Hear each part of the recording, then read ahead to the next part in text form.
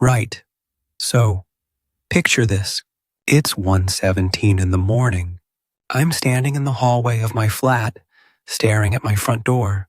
It's cracked open, just a sliver, enough for a blade of yellow light to cut across the floorboards. I'm Caleb, by the way, 32.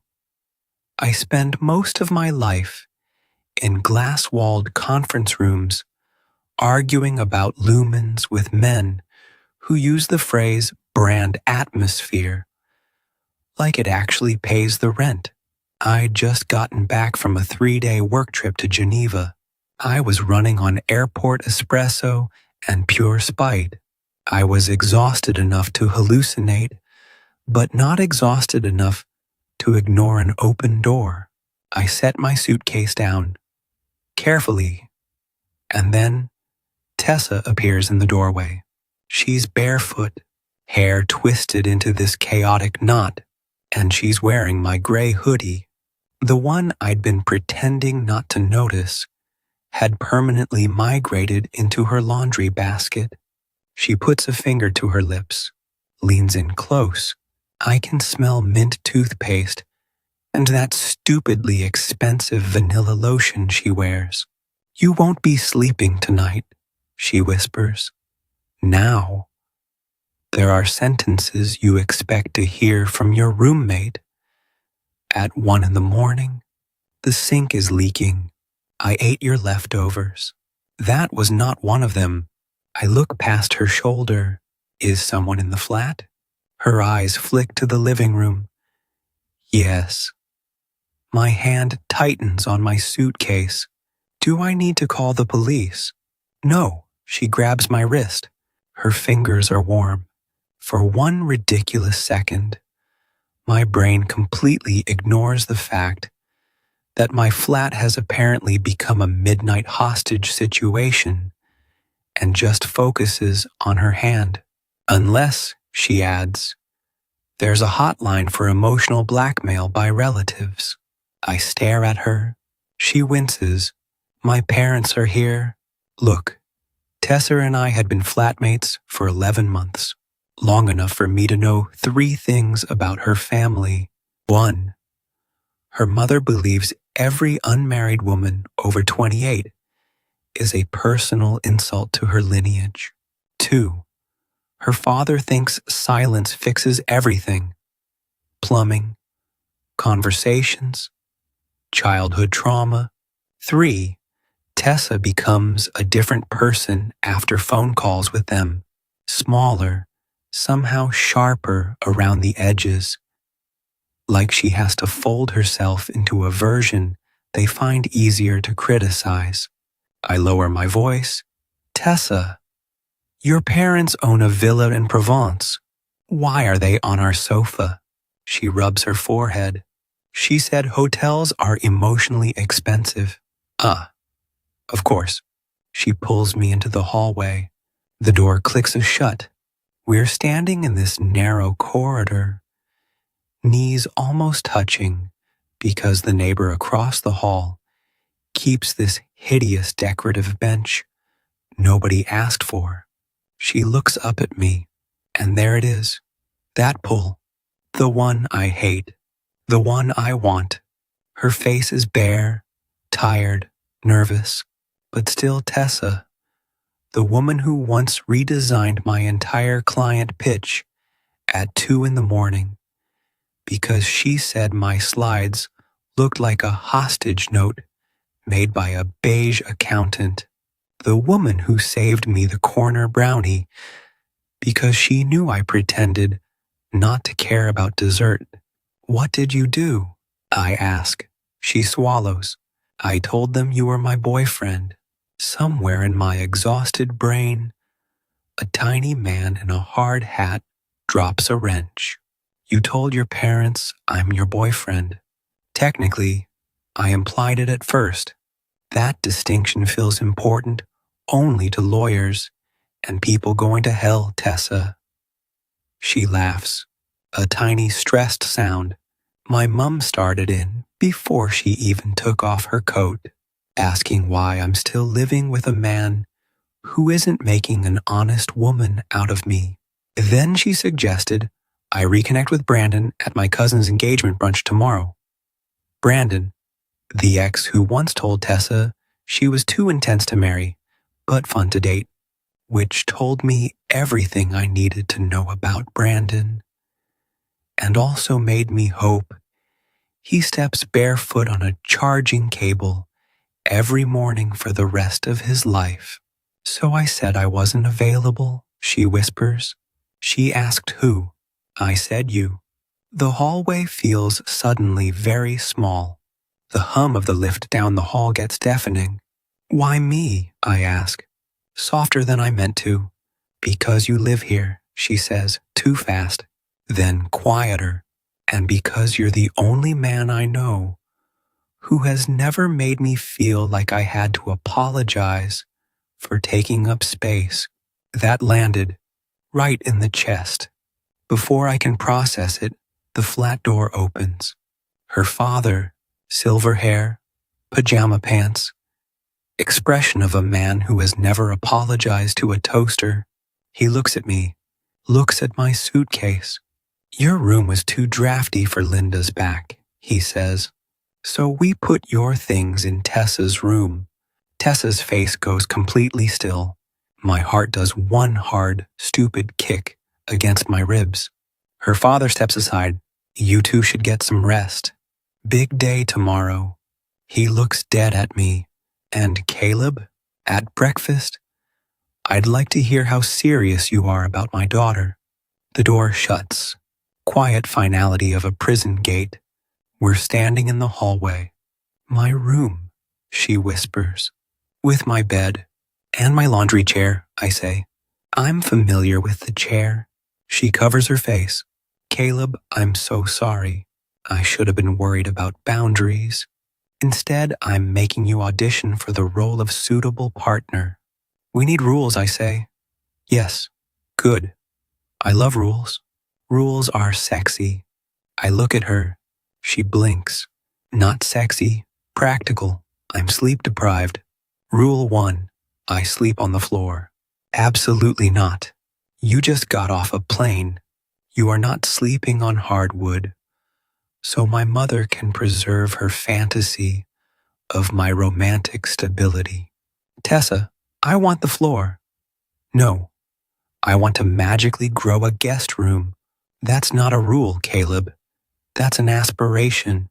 We go inside. Her room smells like lavender, old paper, and her. I change in the bathroom, come out in sweatpants. She's in soft blue sleep shorts and an oversized white tee. It's deeply unfair. She climbs in first, turns off the lamp. I lie down on the left side, as close to the edge as physics allows. 30 seconds of silence. This is weird, she whispers. Yes. Are you uncomfortable? Physically or spiritually? I snort. Both. Physically, I'm fine.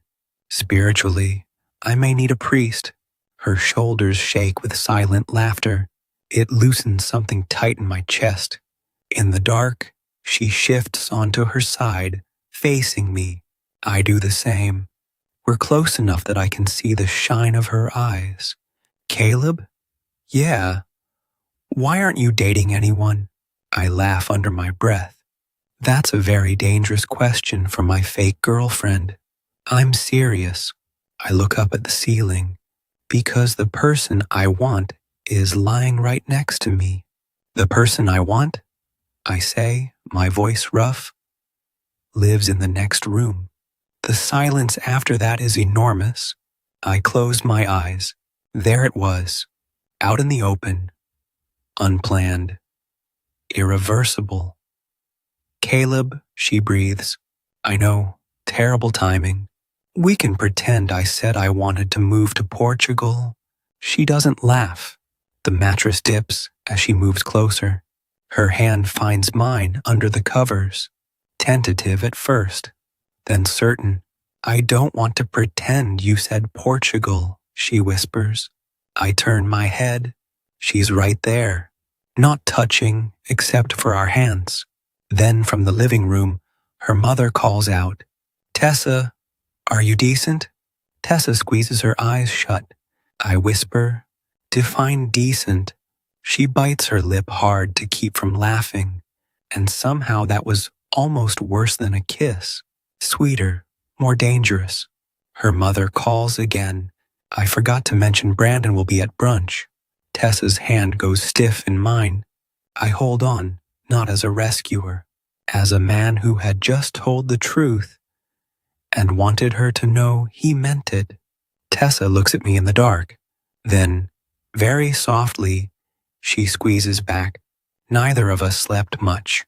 Mostly it involved lying perfectly still beside Tessa, while my body conducted a full internal board meeting about her knee accidentally touching my thigh. At 7:12, I wake to Tessa's alarm and her face pressed against my shoulder. Her hair is everywhere.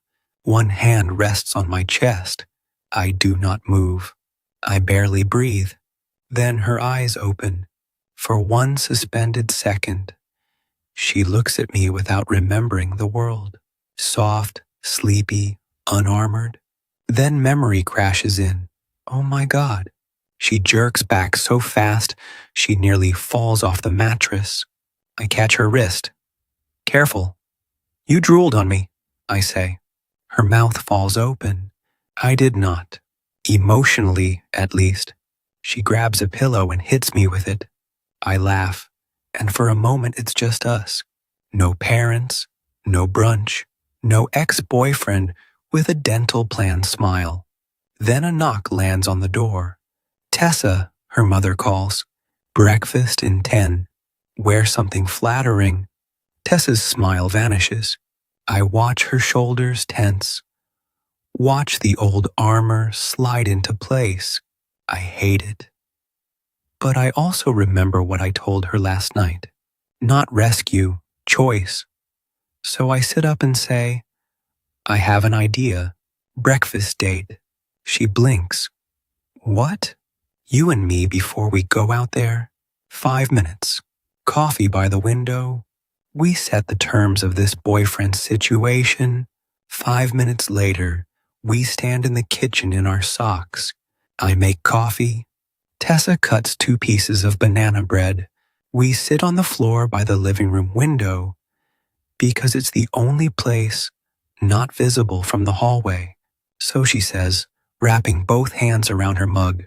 "Terms? Public hand-holding?" I ask. She pretends to consider. "Acceptable. Arm around shoulders? Situational kissing?" Her eyes snap to mine. I had meant it as a practical question, mostly, maybe 10% practical. The air between us thins. Tessa looks down into her coffee. I don't want our first kiss to be for them. Our first kiss. The words hit me harder than any yes could have. I set my mug down. "Good." She looks up. "Good. If I kiss you, it won't be to convince your mother." Her cheeks go pink, and I add, because apparently I had decided honesty was my new destructive hobby. I'd like to kiss you when you're thinking about me, and not Brandon, or brunch, or surviving Linda Morgan. Tessa's gaze lowers to my mouth. I forget every language I know. "I'm thinking about you now," she says quietly. Breakfast is an interrogation disguised as eggs. Linda Morgan wears pearl earrings and a cardigan the color of pure judgment. Her husband Peter reads the news on his phone like the rest of us are weather. "So, Caleb," she says, slicing toast with surgical precision, "how long has this been going on?" Tessa's foot finds mine under the table. I cover her hand on the tabletop. "Longer than either of us admitted," I say. Linda's eyebrows rise. "Meaning?" I look at Tessa, not her mother. "Meaning I noticed when you stopped singing in the kitchen. Meaning I kept buying that cinnamon tea you like. even though I hate cinnamon, meaning I have spent 11 months convincing myself the best thing I could do was not want you. I squeezed Tessa's hand, but Tessa became important to me before I was smart enough to say it. Tessa's fingers slipped between mine. Not fake, not for the table, hers. Linda is temporarily disarmed. Peter looks up from his phone. And your intentions? Tessa opens her mouth, probably to deflect, but she answers before I can. Dad, my intentions matter too. I know you're asking Caleb, because that's what you do. You decide whether a man is serious enough to make me legitimate. But I'm not a rental application. If this is real, it will be because I choose it too. By the time we reach the engagement brunch, we've survived 2 lectures about parking. Tessa is wearing a green wrap dress that makes me forget several basic safety procedures. Inside the restaurant, her cousin waves from a long table covered in flowers, and at the far end, a blond man in a navy blazer stands when he sees Tessa. Brandon. He smiles like he'd been expecting her. Tessa's hand tightens around mine. I lift it and kiss her knuckles. Not for him, for her. Brandon has the kind of face that looks expensive to maintain. Perfect hair, perfect teeth, perfect casual lean against the champagne table. Tessa, he says, opening his arms. Wow, you look incredible. Tessa's hand stays in mine. Hi, Brandon. His gaze flicks to me, then to our linked fingers. And you brought Caleb. I hold out my free hand. The boyfriend. Brandon's smile tightens as we shake hands. Right. Linda mentioned something. Did she? Tessa asks too brightly. She said it was new. I look at Tessa. 11 months is new if you're measuring in geological time. That gets me a real laugh from her. Quick and surprised, and I decide immediately I will spend the rest of my life trying to earn that sound. Halfway through the meal, Brandon slides into the empty chair beside Tessa while I'm reaching for the coffee. So, he says, graphic design still. Tessa's smile goes polite. Yes, cute. I always thought you'd get bored of that. I set the coffee down. Tessa doesn't need me to answer for her. She proves it by leaning back and saying, I did get bored of dating men who called my career cute. So that worked out.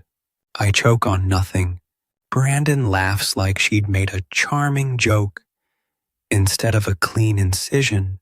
Still sharp, still observant. His eyes move over her. I missed that. There it is. The old claim, the assumption that history gave him access. Tessa's knee presses against mine beneath the table. This time it isn't panic. It's contact. A small, steady, I'm here. I turn my hand palm up on my thigh. She slides her fingers into mine without looking. Brandon sees. His jaw flexes. Caleb, he says, how did you two meet? Apartment listing, I say. He smirks. Convenient. Very. I got rent control and the love of my life. Tessa's head snaps toward me. I hadn't planned that. The words had come out too easily, dressed like a joke, but carrying more truth than either of us had agreed to handle in public. Her eyes search mine. I don't look away. Brandon clears his throat. Big words for a new thing. Tessa looks back at him. It doesn't feel new, she says. My lungs stop working. Then she lifts our joined hands onto the table. Not hidden, not performative, simply there. After the toast, I need air. Tessa must notice, because she tugs my hand and nods toward a side hallway. We slip past a wall of framed wine certificates and find a tiny back patio with 2 metal chairs and a view of a rainy alleyway. Very cinematic, very us. Tessa exhales and leans against the brick wall. I hate brunch. I'm developing concerns about parsley centerpieces. She smiles, but it fades. I step closer. Hey, I'm sorry. For all of this? My parents? Brandon making you say things you may not have wanted to say. You didn't make me. Caleb, I know what I said. I move closer until there's only a careful inch between us. And I know what part was a joke. Her breath catches. Which part? Rent control. She laughs once, startled, but her eyes fill. I touch her cheek with the back of my fingers.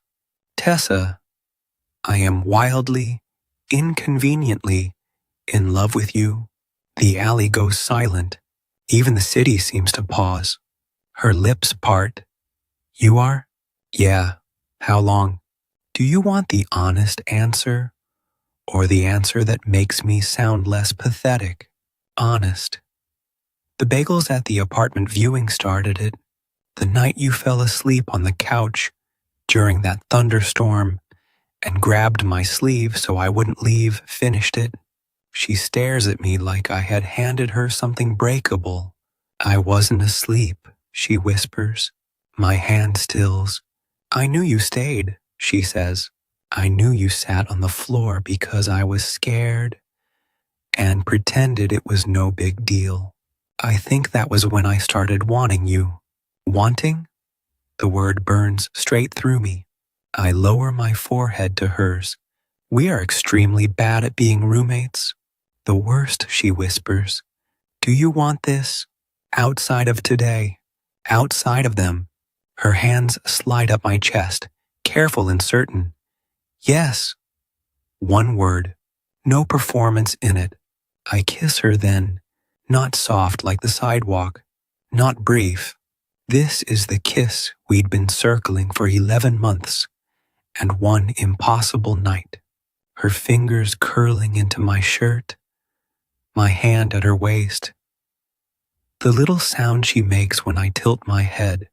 When we break apart, she's flushed and smiling. That, she says, was not for my mother, no. Or Brandon, absolutely not. That was for me. We go back inside. Brandon is standing. I was just telling your parents, he says, voice smooth, that you and I should catch up sometime privately. Tessa slips her hand into mine. No, she says. One simple syllable. Linda Stephens. Tessa, don't be rude. I'm not being rude. I'm being clear. Brandon's smile vanishes. Seriously? After everything?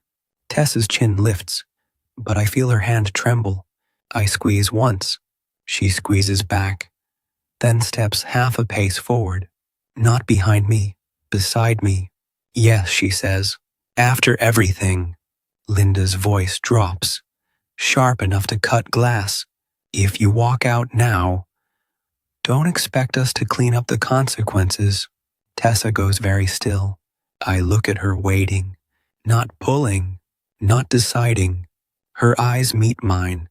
Will you come with me? She asks. I smile because that's the easiest question I've ever been given. Anywhere? She takes a breath. Then Tessa Morgan turns from the table, still holding my hand, and walks out into the afternoon with me. We make it 3 blocks before Tessa stops walking, not because she changes her mind, but because she starts shaking. 1 second, she's marching down the sidewalk in that green dress, like a woman escaping a burning building. The next, she's standing beside a parking meter with one hand over her mouth, breathing too fast. I stop with her. Hey, I say softly. Look at me. She does. And the brave set of her face crumples. I just walked out on my mother. You did. At a family brunch. Yes. With quiche. A bold setting. A laugh breaks out of her, thin and wild. Then tears follow. I open my arms, but I don't pull her in. She comes to me. That matters. Tessa presses her face against my chest, and I hold her on a sunny pavement while people step around us with polite city indifference. I feel awful, she whispers. I know, and relieved. That too, and hungry. I barely touched my eggs. I kiss the top of her head. Now that is a crisis I am qualified to handle. Are you taking me somewhere romantic? I was thinking tacos. Her smile wobbles. You understand me on a spiritual level. We find a tiny place, 2 neighborhoods over with plastic chairs, orange walls, and a woman behind the counter who calls everyone darling. We sit in the back booth, overdressed and underslept, sharing chips and salsa like it's a 5-course meal. No parents, no Brandon, no audience. Just Tessa across from me, mascara smudged, bare knee brushing mine under the table. So, she says, dipping a chip, we should probably discuss the roommate situation. My stomach tightens. Yeah, because if this goes badly, one of us has to move out, and I refuse to live with anyone who alphabetizes soup. That system saves lives, Tessa. It saves no one. I try to smile, but she sees through it. Tessa reaches across the table and takes my hand. I'm scared too, she says. I don't want to lose what we had. I admit, the ordinary stuff. Coffee, grocery lists. You yelling at telly shows because the kerning is bad. The kerning is often bad. I know. Her thumb moves over my knuckles. But last night when you said you wanted me, I realized something. What? I've been calling it safe because I was afraid to call it love. The noise of the restaurant fades. She swallows. And I do love you, Caleb. In the ordinary stuff. In the ridiculous stuff. In the way you buy the good paper towels and pretend you don't care that I steal your hoodies. You do steal my hoodies. I'm confessing love. Don't interrupt. Yes, ma'am. Her eyes shine, but this time she smiles through it. I love you. Not because you played boyfriend well, because you made it impossible for me to keep pretending I didn't want the real thing. I had imagined hearing those words from her. Never in a taco shop with salsa on my cuff. Somehow, it's perfect. I stand, come around to her side of the booth, and slide in beside her. She laughs as I cup her face. This is a very public taco establishment, she whispers. Then I'll be brief. I was not brief. She kisses me back with both hands in my hair, smiling against my mouth. While the woman behind the counter yells, let them live. So we do. When we get home that evening, her parents are gone. The pull-out couch is folded away. On the kitchen counter sits Linda's spare key and a note. Tessa picks it up, reads it, and goes quiet. I touch her shoulder. Bad? She hands it to me. Tessa, we left. I don't understand your choices, but I heard you. Call when you're ready. Mom.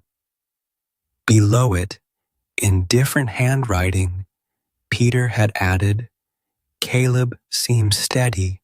Don't let that be the only reason. I look at Tessa. She lets out a breath that's almost a laugh. That's practically a sonnet from my father. Should I be flattered? Deeply. She takes the note back and folds it carefully. Not forgiveness, not a miracle, but maybe a door left unlocked. Then she looks at the hallway, at my room, at hers. So, she says, cheeks pink. Where are you sleeping tonight?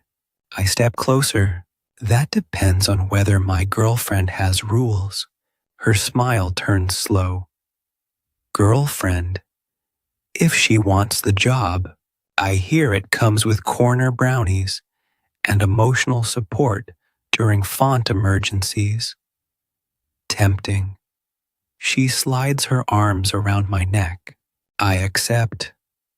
I kiss her in the kitchen between the sink full of breakfast dishes and the counter where her mother's note still sits. Not fake, not borrowed. Ours. 6 months later.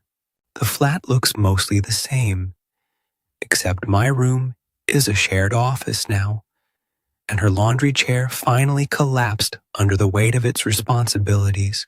We bought a bigger bed and 2 nightstands because Tessa says real relationships require equal access to phone chargers. Her parents come over for dinner once a month. Linda still says things that make Tessa grip my knee under the table, but sometimes she stops herself. Sometimes she apologizes. Peter helped me fix a cabinet hinge and told Tessa her new branding campaign looked professional, which made her cry later in the bathroom for reasons that were both sad and hopeful. Brandon sent one message. Tessa deleted it without reading it, and then kissed me so thoroughly I burned the grilled cheese. By the following spring, I came home from another work trip, dragging the same suitcase down the same hallway. This time the door is closed, but a yellow sticky note waits at eye level. Don't panic. I'm inside. You might not be sleeping tonight. My heart kicks. I open the door. The living room is full of candles, properly spaced, because I had taught her fire safety and she had ignored most of it. There are takeout tacos on the coffee table, Motown playing low, and Tessa standing in the middle of the room, wearing my gray hoodie, her hoodie by now. She holds up a key, not to our flat. I already have that, a new one. I found us a place, she says, nervous and glowing. 2 bedrooms, bigger kitchen, terrible overhead lighting. You can complain about professionally. I set down my suitcase. You found us a place? If you want. Her voice softens. I don't want to be your roommate anymore. I walk to her slowly. No. She shakes her head. I want to be your home. I take the key from her hand, then pull her into my arms. Outside, the hallway light still cuts under the door, just like it had that first night. But this time, there's no fear waiting in the crack, just Tessa's laugh against my mouth, her hands on my face, and the beautiful certainty that I had come home exactly where I belonged. So, what would you have done if you came home from a work trip and your roommate whispered, "You won't be sleeping tonight"? Have you ever experienced something similar where a fake relationship or awkward situation turned into real feelings? Tell me your story in the comments. If you like this one, leave a like, subscribe, and I'll see you in the next one.